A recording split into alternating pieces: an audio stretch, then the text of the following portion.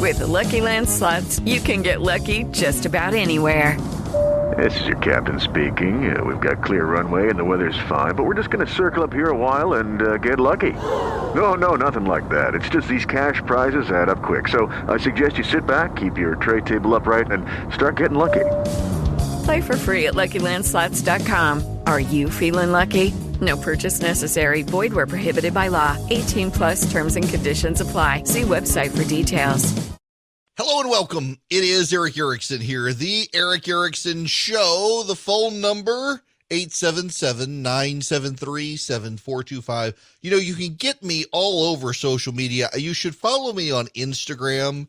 Instagram is really kind of my favorite social media site. I've found so many great small businesses to do business with over time. I'm a big fan of Instagram. It's EW Erickson, EWERICKSON there, and Twitter and YouTube and Facebook and anywhere I am on social media, that tends to be me. So it's Friday. It's Friday. 2 days before Sunday. You know, you make your decision today as to whether or not you're going to go to church on Sunday, and you reaffirm it tomorrow. I want to talk about something, and in so doing, I want to go a little bit down the rabbit hole. I was trying to get something to load. My internet has ground to a halt, but that's all right. I mentioned this yesterday. A crystal shop has opened in the city where I live. Not just any crystal shop. It openly advertises itself as a metaphysical, spiritual shop. If you go to the shop's Facebook page, and I don't want them to be harassed, so I'm not going to give out the details to them, but you can find that there are lessons in magic and witchcraft. Not magic as in pick your favorite magician on stage who makes stuff disappear, sleight of hand stuff. No, like actual conjuring spells magic and witchcraft. And you can buy crystals that give you energy and crystals that save energy and crystals that give you calm, and you can get incense to burn to ward off the spirits or conjure the spirits. You can do all of this stuff at this shop. My children go to a Christian school. It's a very Christian school. It's a classical education Christian school where we, the parents, had to be interviewed on our faith before they would allow our children to go there. My daughter commented last month that there was a full moon, and one of the girls in the class at a Christian school, a girl who goes to church, said she had forgotten to charge her crystals. I guess to capture the moonlight.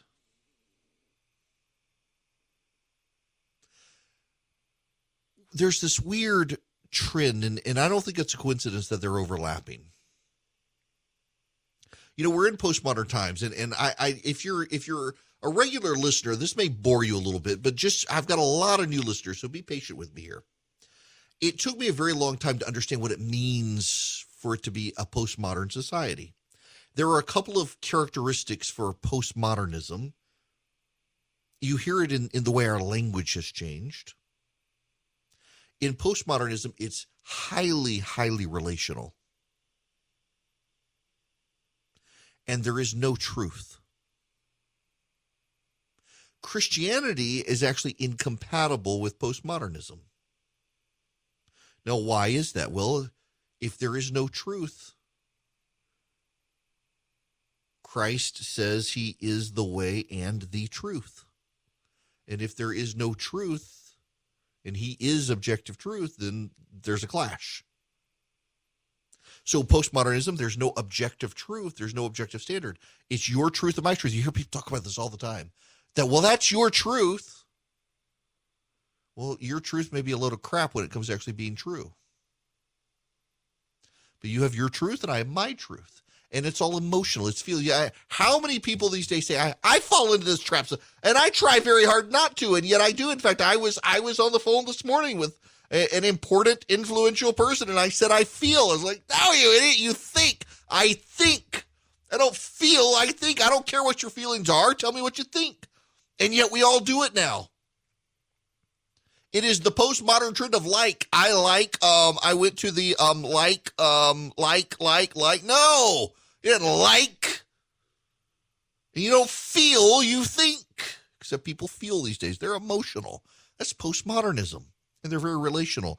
It doesn't matter what the institutional arbiters of truth say. If you don't have a relationship with them, you're not going to believe them. Even if what they say is the gospel honest truth, you're not going to believe them. You have a relationship. You have a relationship with Cletus on TikTok, who does humorous videos that tell you a bunch of lies, but you love Cletus, so he's telling you the truth. It's your truth. That's postmodernism. Cletus tells you the hole on your backside is your mouth. That's where you're going to be shoving your food, because Cletus told you so. You like Cletus. That's postmodernism. It's not a coincidence that this new spiritualism is creeping in at this time where everybody abandons real truth. It's not a coincidence that postmodernism comes in as Christianity fades. And the Christian religion is fading. Now, I will tell you, some of you will disagree. I think the Christian religion is the real one. Paul talks about this in Romans 1. Nature itself echoes God's creation. You look around and you see things in God. And people say, well, all these religions, all the religions, they're just alike. All the religions have these things. Well, yes. We're all made in the image of God. Therefore, we have bits of thought and psyche within us that reflect those things of that creation being made in the image of God, and those things reflected in nature, and we process them, and so everything sounds a little alike. But Christianity is really, really unique compared to the other ones. All of them kind of echo the truth. Some of them have resurrection tales. They all have creation mythologies. You know, the thing that actually just blows my mind, Genesis 1. This is Moses writing, a prince of Egypt. And he says there's one God. Now, there is no religion on planet Earth at that time. Even if you take the liberal theologians, well, actually, they were all written during the exilic period when they were all in the Persian Empire. All of this was recreated. Even if you take that, every religion on planet Earth is polytheistic. And here come the Jews. There's just one God. Begotten, not made. Eternal. Now, I take the view it's Moses writing Genesis, and what does Moses say? He puts the stars in the sun. They're in the sky. They're objects in the sky. No religion on planet Earth, even 2,000 years ago, except the Judeo-Christian religion, believed that those objects in the sky were just objects. They were gods and demigods and remembrances of the gods. And here comes this religion says, nope, actually, they're just objects in the sky. God created them. It's just completely different. It's for all the religions are supposedly the same. It's like C.S. Lewis walking into the group at Oxford, and they're arguing over the religions, and you've got the Buddhist there, you've got the Muslim there, you've got the Jew there, and they've all largely concluded that all the religions are echoes of the same, and there are multiple paths to eternity. And Lewis comes in and says, Lewis, what do you think? He says, actually, no. There's this one religion, Christianity, has a concept of grace. No other religion has this concept. Every religion has a concept of mercy. Christianity has this concept of grace. Mercy is, I spare you from what you deserve. Every religion has that concept. I mean, that is one of the hearts of Islam is God will spare you from what you deserve. Here comes Christianity. Judaism, Christianity. It says, actually, you know what? God's going to give you what you don't deserve. It's a very unique concept. Every religion has a concept of the golden rule, but it's always phrased as don't do to people what you don't want them to do to you. Here comes this one, says actually do to people what you want them to do to you, and do it even if they don't reciprocate. It's again, it's so different from everything else out there. But as we enter into this postmodern age, those sorts of values, they fade. Now, ironically, the Christian religion is the most compatible with science. And what's so fascinating is that as Christianity fades in North America, paganism, it's making a comeback. The old gods are coming back in. You suddenly see now a rising celebration of abortion. Well, that's just Moloch. People have been sacrificing children to Moloch for thousands of years. I mean, there's actually Vice is writing a piece today on how tragic it is that abortion costs as much. I remember it wasn't that long ago, a decade ago, that abortion needed to be safe, legal, and rare, and now everybody needs to have an abortion. Are you really a woman if you haven't had an abortion? Even men can get abortions too, because apparently now men can get pregnant. It's the old gods coming back. You know, there are actually people who suggest that we need to control the population to save the planet. It's for the harvest, just like with Moloch. It's the old gods coming back. Or now let's get back to the crystal shop. The crystals are actually a pretty ancient object of worship in religions around the world. That there was some sort of power trapped within the crystals, and you could harness the power of the crystals. It's not just science fiction. It's a pretty old pagan practice, and it's coming back. It is coming back. You go to places like Sedona, Arizona. I love Sedona, Arizona. I need to figure out how much it costs Priority Jet to fly me and my family out to Sedona. I want to go back. It's fantastic. I don't want to have to fly to Phoenix, though, and then drive 2 hours. It's gorgeous out there. Gorgeous. And you go up there, and it's a bunch of hippy-dippy people, spiritualist people. There are crystal shops. There are aura shops. They've got the magic crystal shop you can go in, and they believe these crystals, they are imbued with special powers, and they believe it. But you know, it's creeping into churches as well. Think of all the people in church with the essential oils that are going to cure their cancer and do all sorts of things. My wife is actually a believer in some of what essential oils do. Our kid tends to sleep with a diffuser at night with essential oils because it does. Some of them, they're scent, they help him breathe. But I've had people tell my wife if she'd just take frankincense every day, it'll cure her of her cancer, for which there is no cure. And they believe it. And it's a paganism creeping in. It starts with a doubt of regular medicine. It transcends into an embrace of alternative medicine, and pretty soon you're with the old gods now. It's all creeping back in. You got people doing witchcraft. My daughter has a friend, or had a friend, who is suddenly into witchcraft. As her family goes to church, and she's convinced she can cast magic spells. She has embraced the idea that she could harness the energy of the planet and Mother Earth. It's all very new and very old again. The rise of horoscopes. I was actually talking to a newspaper publisher a week or so ago. Said, well, of all the things that are happening in the industry, what's one of the ones surprising you? Surprise, horoscopes are on the rise again. People are interested in what the stars are telling them about the future. All of this stuff creeps back in as real religion fades, because you know what? There's no such thing as an atheist.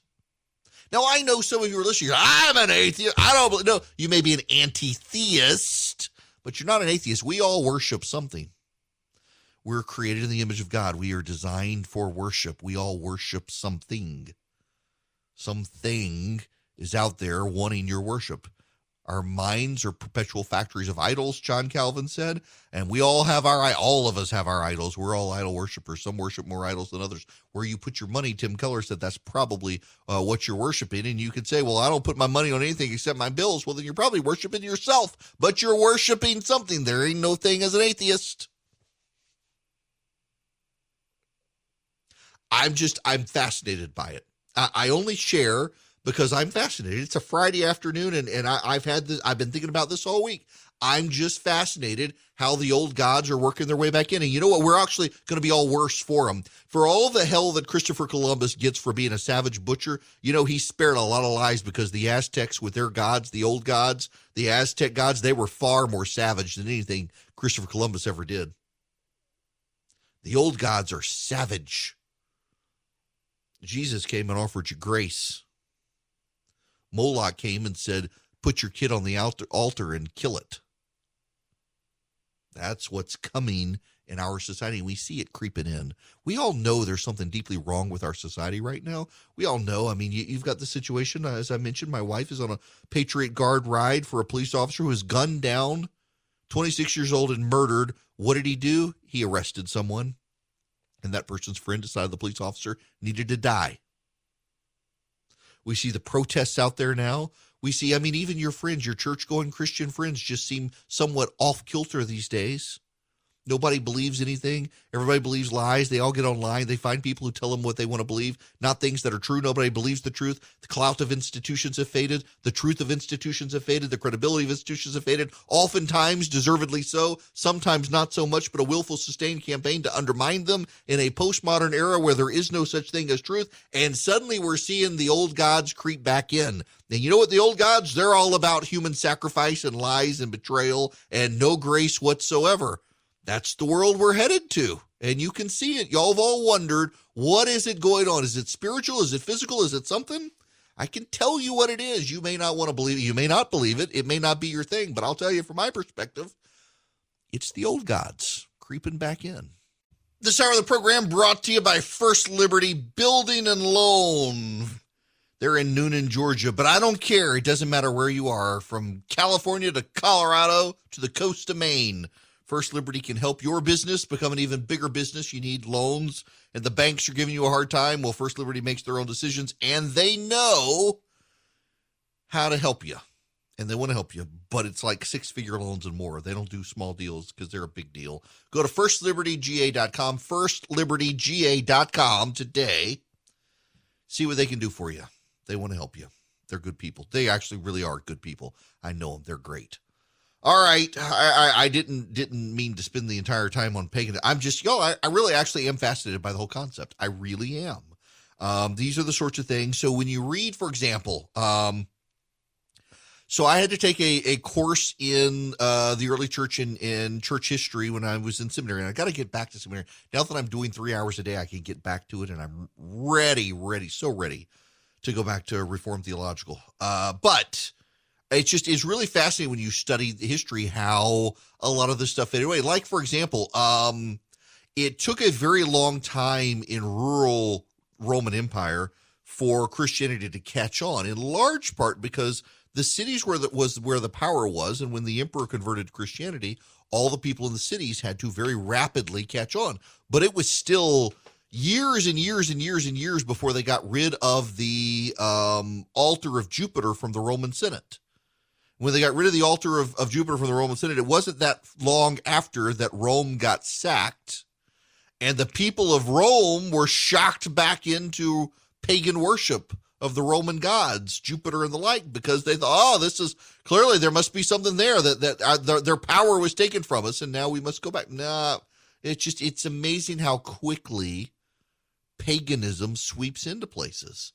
No one really becomes a secular non-believer. I mean, there are people who claim to be, but when you start probing their thoughts on the world and stuff, they are superstitious. Superstitions come back in. Pagan ritual comes back in. They don't even realize it sometimes. Sometimes they're very adamant that they don't believe. I know a guy who is very, very adamant that he's completely an atheist. Atheist, doesn't believe in all this stuff, and yet he is superstitious and engages in all sorts of pagan ritual. And it's just fascinating to watch someone be so dogmatic that they're not a believer. They don't believe any of this stuff, and yet they're engaged in the sacraments of worship of a left-wing pagan religion. Hello there. It is Eric Erickson here. We'll move on from the Wiccans and the crystals.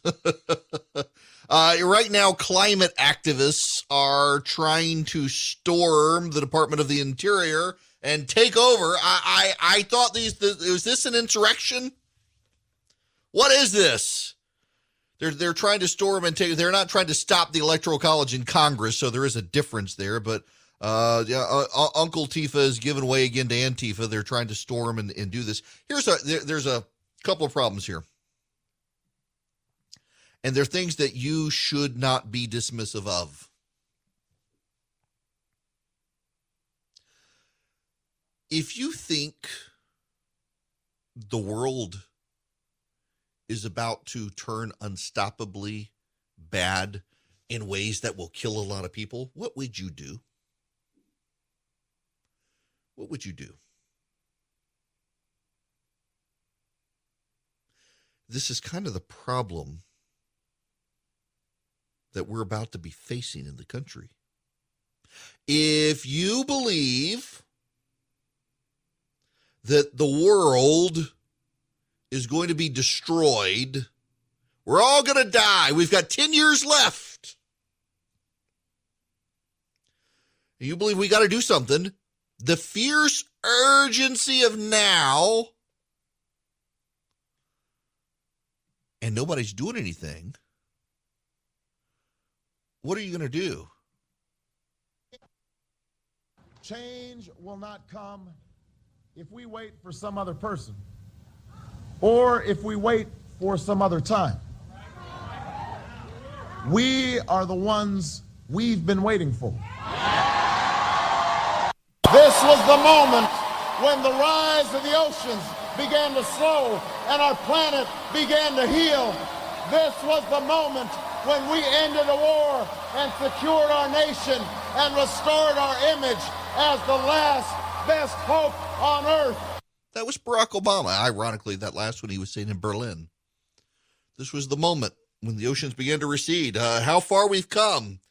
Barack Obama has now not been president since 2017, January 20th at noon on 2017. He hadn't been president. And suddenly global warming, it's a problem again. We got to do something about global warming. We got to stop it. It must be stopped. We're all going to die otherwise. Are we not? You got to do something. Because that's what they tell us. That's what they tell us. So if you believe that, if you internalize it, if you've digested that though the oceans are going to rise, the storms are going to get more powerful, and we're all going to die because we're all going to burn. You know, they say climate change, but they still mean global warming. They mean all of this, that the world is going to get too hot. It's going to get too many storms, too violent storms. I saw someone I know and actually do respect, even if we disagree, say that we're getting daily severe thunderstorm warnings. I'm not getting severe thunderstorms. I got blue skies outside. It's been gorgeous this week, and the weather's about to get even better in middle Georgia. It's great. In fact, they're saying that the weather in the southeast where I am is actually going to be really cold. And in fact, they're warning Europeans that the winter could be really bad. You know, in Antarctica right now, they're having record cold temperatures in Antarctica. But it's weather, not climate. Because if it's something that debunks the theories of the global warming alarmists, it's just weather. If it affirms the theories of the global warming alarmists, it's climate. But then therein gets us back to the problem. You. Wherever you are right now, you the preacher in your office at the church listening to me on radio right now, you, the mom, waiting for your kids, you got about 20 minutes until they're out of school, you're in the car line waiting for them, your car is idling, but you got a Tesla, so it's okay. You, the truck driver, overnight listening to me, you're driving somewhere, I'm in delay somewhere. You believe the world is going to burn in 10 years unless something happens, unless we change. And you see politicians on both sides of the aisle, Democrats and Republicans alike, not wanting to do anything. You see Joe Manchin, Democrat, West Virginia, holding up the Green New Deal. Why? Because Joe Manchin's family owns a business interest, a significant business interest. Their family fortune is tied up in a natural gas company, a fossil fuel-related company. And Joe Manchin is saying if the Democrats want a Green New Deal, his committee, he gets to draft the standards by which we will set for clean energy. And you see Kristen Sinema, globe-trotting around the world. You know, the media is doing a hit job on Kristen Sinema, saying she's traveling the world. She's in Europe right now doing fundraising. How dare she? How dare she? We've got all this stuff, these deadlines. She needs to be here negotiating.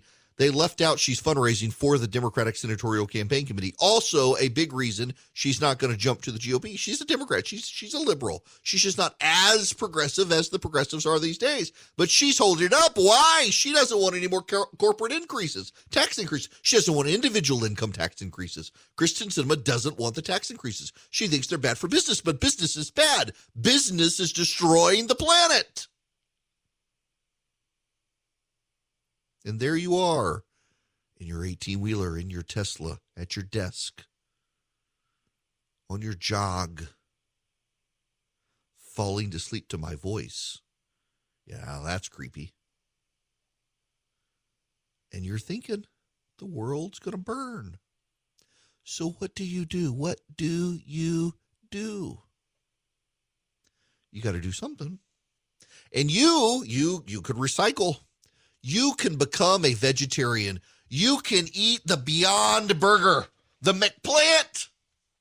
McDonald's is introducing the McPlant. Why? Because it's got to do something. Burger King is satisfying the needs of the woke by having their Impossible Burger.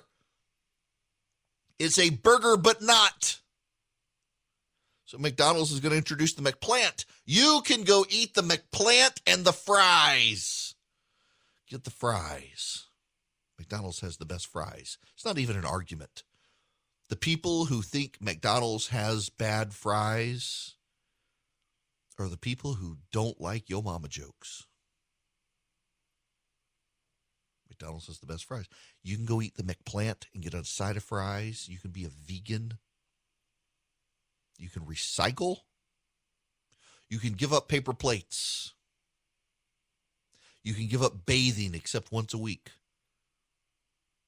You can bicycle.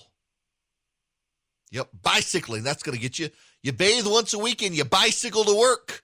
You think nobody likes you. No, it's just you stink. Sorry, you got to bathe. It's the body odor. You can do all of that, and guess what? It's not going to make a difference. So what do you do? Well, you know, the media, as I've mentioned this now a couple of times, they're starting to interview a guy who's got a book out that says, learn to make pipe bombs. Blow stuff up. Blow up the pipelines.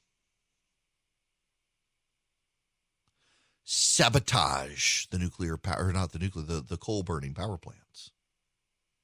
Blow up the pipelines. Don't worry about the public backlash because you're saving the planet. If you really believe, and I will wrap this up. I've gone on too long dragging this out. If you really believe that the world is going to burn and your individual acts aren't enough and you've got to force change, when do you get violent? You've got to get violent, don't you? Because Congress is failing you. The White House is failing you. They made you all these promises. You got to take matters into your own hands. You got to blow up the pipelines. You got to do something. That is going to feed the public backlash. Today, the climate activists, they're storming the Department of the Interior. They're no better than Uncle Tifa storming the Capitol to stop the counting of the Electoral College. Those people fundamentally believe the election had been stolen. You can disagree with them. I do. But they really believed it, and by God, they were going to do something about it. They were going to stop the Electoral College from being counted because it was a fraud. It was a scam. The left stole the election with Hugo Chavez's ghost, the Iranians, and the Chinese, and some computer algorithms. They stole the election from Donald Trump. They needed to be stopped. They stormed the U.S. Capitol. Don't tell me the environmentalists have less conviction than the Trump supporters. The environmentalists are the true believers. And if the Trump supporters could storm the Capitol, Uncle Tifa go in, smash the doors down, hang Mike Pence, they wanted to do. That's what they said. That's what they were chanting. They build a gallows. Forget all the revisionist history of they're just political dissidents who arrested. No, that's garbage. They wanted to hang Mike Pence. They said so. Should we not take them at their word? They had the testicular fortitude to take action to try to stop the election from being stolen. They failed. And now they're out doing audits. Now they're out doing all the counting. Now they're sending me hate mail saying, I can't believe you don't believe it was stolen because I heard this thing and I know it to be true, even though it's not. Do the environmentalists have less conviction than Uncle Tifa? Do the environmentalists have less conviction than the Trump supporter who's out there auditing the ballots right now because he believes the election was stolen? Do they?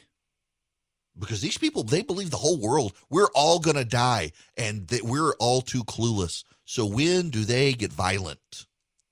You know they're going to get violent. And you know something else? You know, this is the damnedest thing. The media is going to give them a pass. Because the media thinks we're all going to die too. The American mainstream media overall will excuse the violence because they will believe these people are saving us from ourselves. It's like after the George Floyd protests, you know, the media attacked all the people the small business owners they're going bankrupt. They didn't get PPP because the major chains did. The billionaire companies, they got the PPP. The small business, they wanted to be reopened. And they protested. They showed up at state capitals maskless, carrying no COVID, but they were all going to die because they were maskless. And the media said, look at those white people out there. They're protesting. They want their small businesses open. They want everyone to die. We can't have these maskless white people who are going bankrupt go back to their jobs where you could choose to go or not go. No, we can't have that. And then George Floyd dies. They're like, why aren't you out there protesting? Why aren't you out there? You have a God-given right to you better protest. It's your civil rights. Your civil rights are more important than COVID. Take that mask off so people can see how angry you are. But if you're a small business owner and you get COVID, you're not allowed to have a ventilator unless you've gotten out there and protested against the police injustice against George Floyd. Then it's your civil right. Go for it. Media loved that. And now today you got climate protesters. They're storming the Interior Department. They're trying to take over the Interior Department. They're trying to do a sit-in in the Interior Department. They're trying to block the business of the government. The government's interior, no less. They want to block the government's interior. Constipate it. And the media is okay with it. The media is totally okay with it. Because their heart's in the right place. You know, when the terrorism comes from the environmentalists who truly believe we're all going to die unless they do something, the media will give it a pass. They will condone it. I mean, you've got the New Yorker and you got Ezra Klein in the New York Times basically, might get a little public backlash, but the guy's got a point. We got to do something, and the politicians we're going to take matters into our own hands. It's only a matter of time. Hey, you know who took matters into his own hands today? A Somali terrorist who stabbed to death David Amos. He's a conservative member of parliament. He's a Somali.